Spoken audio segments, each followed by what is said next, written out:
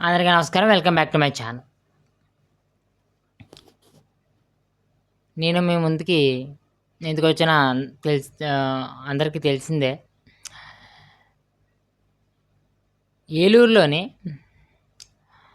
దళిత క్రైస్తవుల సభ అని చెప్పి ఒక సభని టీడీపీకి కొమ్ము కాసి 2019 నుంచి 2024లో తాను కోరుకున్న విధానం జరగలేదని చెప్పి ఎలక్షన్స్ అయిన తర్వాత మళ్ళీ కూటమిని విమర్శిస్తూ వైసీపీకి సపోర్ట్ చేస్తున్న జడా శ్రావణ్ పెట్టినటువంటి మీటింగ్ ఇది. ఇక్కడ ఫస్ట్ పాయింట్ నాకు ఒకటి అర్థం కాలే. సుప్రీంకోర్టు గైడ్లైన్స్ ప్రకారం దళితులు అంటే హిందువులే, క్రైస్తవంలో క్యాస్ట్ సిస్టమ్ లేదు సో అని చెప్పింది. పోలీసులు దీనికి పర్మిషన్ ఎలా ఇచ్చారు? ఒక పాయింట్. రెండో పాయింట్, అక్కడికి కేఎస్ ప్రసాద్, జడా శ్రవణం, ప్రశ్న రావణ్ జోసెఫ్, వాడి పేరేంటో ఆడికే తెలియదు మాట, అందుకే 3 పేర్లు పెట్టుకున్నాడు. మరాడు వద్దులే ఆ మాట అనకూడదు. మనం నిన్న పవన్ కళ్యాణ్ గారు విడుదల చేసిన వీడియో తర్వాత మనం ఆ మాట అంటే చాలా తప్పుగా ఉంటుంది. ఇప్పుడు మనం ఇక్కడ ఇద్దరు గురించి మాట్లాడుకుందాం, జడా శ్రవణ్, ప్రశ్న రావణ్. ముందు ప్రశ్న రావణ్ గారి దగ్గరికి వస్తాను. ఒరే, నువ్వు జోసఫ్వా, రావణ్వా, నువ్వు ఎథిస్ట్వా, క్రిస్టియన్వా, ఏంటి నువ్వు అసలు? ముందు నువ్వు క్లారిటీ తెచ్చుకుని వీడియో చేయరా ఫస్ట్. నువ్వు ప్రశ్న, నువ్వు మాట్లాడిన తిక్క మాటలకి నిన్ను అరెస్ట్ చేస్తారని తెలిసి నువ్వు ప్లాన్ చేసుకున్నావు. ఇది క్లియర్. నువ్వు రాత్రి 7 గంటలు పెట్టిన దాంట్లో క్లియర్గా ఉంది. ఓకే, నువ్వు క్లియర్గా ముగ్గురిని తీసుకున్నావు, చంద్రబాబు నాయుడు గారిని, పవన్ కళ్యాణ్ గారిని, రాధా మనోహర్ దాస్ గారిని. పవన్ కళ్యాణ్ గారిని ఏకంగా నోట్లో ఏం పెట్టుకున్నావు అన్నావు. మరి రోజా డైలాగే అది. మరి నువ్వు ఎవరిదే కత్తి మహేష్, చనిపోయిన కత్తి మహేష్ యొక్క అది పెట్టుకున్నావా? వాడు ఇలాగే వాగివాడు. తర్వాత ఆడ పరిస్థితి ఏమైందో అందరికీ తెలిసిందే. చూసానులే వాడిది నీది కలిపి ఫోటో, అందుకే ఈ మాట అంటున్నాను. ఒరే, నువ్వు ఎప్పుడైనా మాట్లాడితే పవన్ కళ్యాణ్ గురించి మాట్లాడతావు, లేకపోతే హిందుత్వం గురించి మాట్లాడతావు, రాధా మనోహర్ దాస్ గురించి మాట్లాడతావు తప్ప నువ్వు ఎథిస్టువు కదా.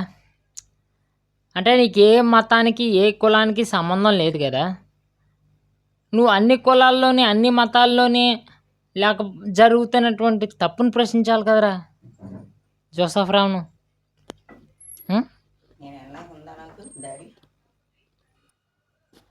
అరే రావును, నీకున్నటువంటి అతి దరిద్రమైన లోపం ఏంటంటే నువ్వు చంద్రబాబు నాయుడు గారి పేరు తీసుకుని పిఠాపురంలో కులాలు జరిగిపోయినాయి, కైకలూరులో కులాల గొడవలు జరిగిపోయినాయి, దళితుల్ని అలా అంటున్నారు ఇలా అంటున్నారు అని ఎగురుతావు కదా. నువ్వు అక్కడికి వెళ్ళి పర్సనల్ ఇంటర్వ్యూలు చేసి చూస్తావు కదా, కానీ నువ్వు అదర్ సైడ్ ఆఫ్ కాయిన్ చూడవురా. ఎందుకు చూడవంటే నువ్వు బేసిక్గా సనాతన ధర్మం మనకి పెద్ద ఎక్కదు. అలాగే సనాతన ధర్మం గురించి మాట్లాడుతున్న పవన్ కళ్యాణ్ అంటే కూడా నీకు ఎక్కదు. అందుకే నువ్వు ఇష్టం వచ్చినట్టు మాట్లాడతావు.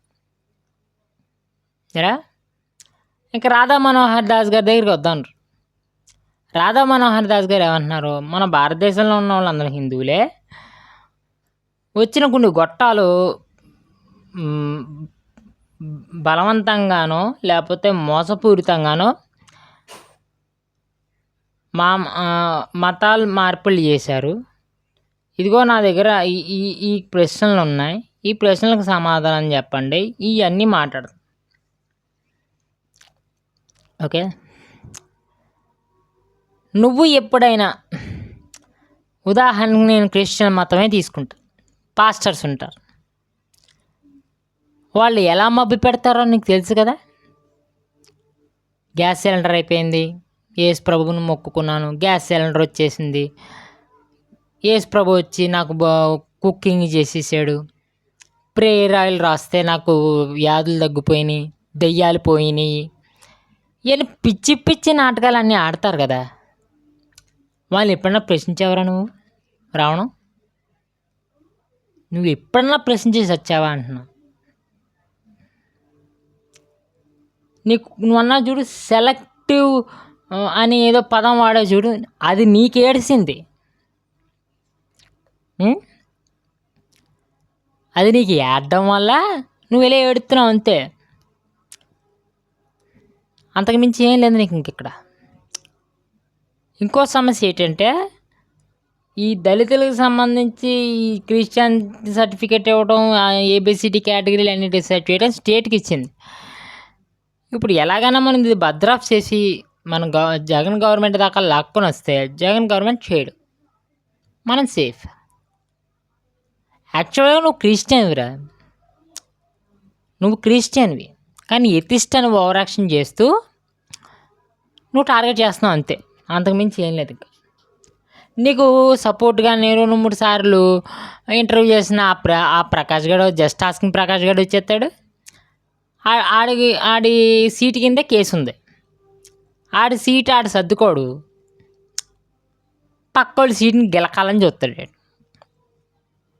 ఆడో తింగరి మాకు.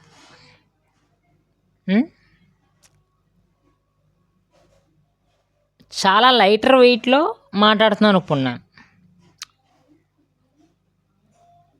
మా గోదావరి జిల్లాలో మాట్లాడడం మొదలెడితే ఎటకారంతో చంపేయగలం, ఎటకారంతో నవ్వించగలం, బూతులు కూడా బాగొచ్చు, డైరెక్ట్ బూతులే బాగొచ్చు. మొదలెడితే నీకన్నా దారుణంగా మాట్లాడతాను. నువ్వు గవర్నమెంట్ ప్రశ్నిస్తావా, లేకపోతే నువ్వు స్కీమ్స్ని చేస్తావా, పవన్ కళ్యాణ్ తీసుకున్నటువంటి పోర్ట్ఫోలియోలో మిస్టేక్లు జరుగుతున్నాయి, లేకపోతే అవినీతి జరుగుతాయని నువ్వు ప్రశ్నిస్తావా? ప్రశ్నించు, నీకు తప్పకుండా బెయిల్ వస్తుంది, నువ్వు బయటకు వస్తావు, నువ్వు మళ్ళీ ఓవరాక్షన్ చేస్తావు, సింపతి కార్డు వాడతావు. ఇక నుంచి సనాతన ధర్మాన్ని నువ్వు టార్గెట్ చేస్తూ వీడియో చేసిన, పవన్ కళ్యాణ్ గారిని టార్గెట్ చేస్తూ నువ్వు వీడియో చేసినా ఇటీ తగులుకుంటాను. నాది తక్కువ సబ్స్క్రైబర్సునే, నాది తక్కువ ఛానలే, కానీ గట్టిగా తగులుకుంటాను. మానుకో, కంట్రోల్ చేసుకో. హలో జడా శ్రవణ్ గారు, తమరి గురించి మాట్లాడేది ఏం లేదండి, తమరిని త్రిబుల్ గారు చూసుకుంటారండి. త్రిబుల్ గారు చూసుకుంటారు మిమ్మల్ని, మీకు ఫ్యూచర్లో ఎలాగా ఉంది. కానీ ఒక్క మాట, 10th క్లాసులోనే చదివి డిప్యూటీ సీఎం కాగలింది, జడ్జా నేను డిప్యూటీ సీఎం అవలేనా అవి చూపిస్తా అన్నారు చూడండి, అక్కడే మీ పార్టీ సంక నాకు పోయింది. మీరు జగన్మోహన్ రెడ్డికి అమ్ముడుపోయారని క్లియర్గా అర్థమైపోయింది. ఇప్పుడు మీరు ఇదంతాని మీరేదో పీకేసి, ఆ పీకేసిన దాన్ని తీసుకొచ్చి జగన్మోహన్ రెడ్డి దోసుల్లో పోసి, అరే నీకోసం నేను ఇంత పీకానరా, నువ్వు నాకు సీట్ ఇస్తే, నాకు డిప్యూటీ సీఎం పదవి ఇస్తే బాగుంటుందిరా, నువ్వు మళ్ళీ జగన్మోహన్ రెడ్డిని అడుక్కోవడానికి నువ్వు ఇదంతా చేస్తున్నావు. కానీ నువ్వు కూడా పీకిద్దిలేదు, నీకు వచ్చిన 70 ఓట్లకి పీకుతావు అసలు, నువ్వు నాకు అర్థం కాదు.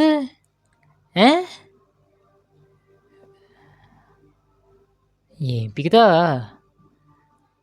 2019 ప్రైమ్లోనే ఆయన ఓడిపోయినప్పుడే మంచి నెంబర్ వచ్చిందిరా పవన్ కళ్యాణ్కి.